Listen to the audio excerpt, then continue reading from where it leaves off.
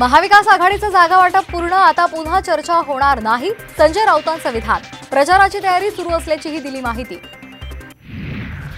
वंचितनं 7 जागांवर पाठिंबा दिल्यास अकोल्याच्या जागेचा पुनर्विचार करण्याची हायकमांडकडे मागणी करणार, विजय वडेट्टीवार यांचं मोठं विधान। मोदींनी 10 सभा घेतल्या तरी भाजप दडीपार होणार, संजय राऊतांकडून पंतप्रधानांची थेट जॉनी लिव्हरची तुलना। परभणीमधून आज महादेव जानकर उमेदवारी अर्ज भरणार, मुख्यमंत्री शिंदेंसह दोन्ही उपमुख्यमंत्र्यांसह पंकजा मुंडे उपस्थित राहणार।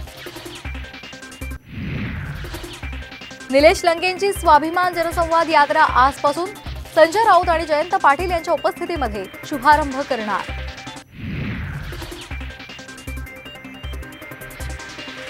सेवानिवृत्त हा शब्द मला तर आवडतच नाही। सेवानिवृत्त हा शब्द मला आवडत नाही, उमेदवारीच्या शर्यतीतून माघार न घेण्यावर उदयनराजे ठाम। धाराशिव आणि नाशिकच्या जागेचा तिढा सुटला, सूत्रांची माहिती। दोन्ही जागा राष्ट्रवादी लढणार, धाराशिवमधून सुरेश बिराजदार यांचं नाव आघाडीवर, आज घोषणा होण्याची शक्यता।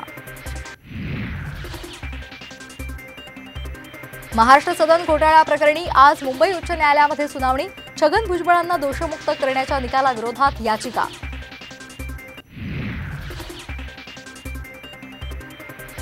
राज्यामध्ये 6,500 कोटी रुपयांचा अँब्युलन्स घोटाळा, आमदार रोहित पवार यांचा आरोप, आरोग्यमंत्री तानाजी सावंत यांच्या राजीनाम्याचीही मागणी।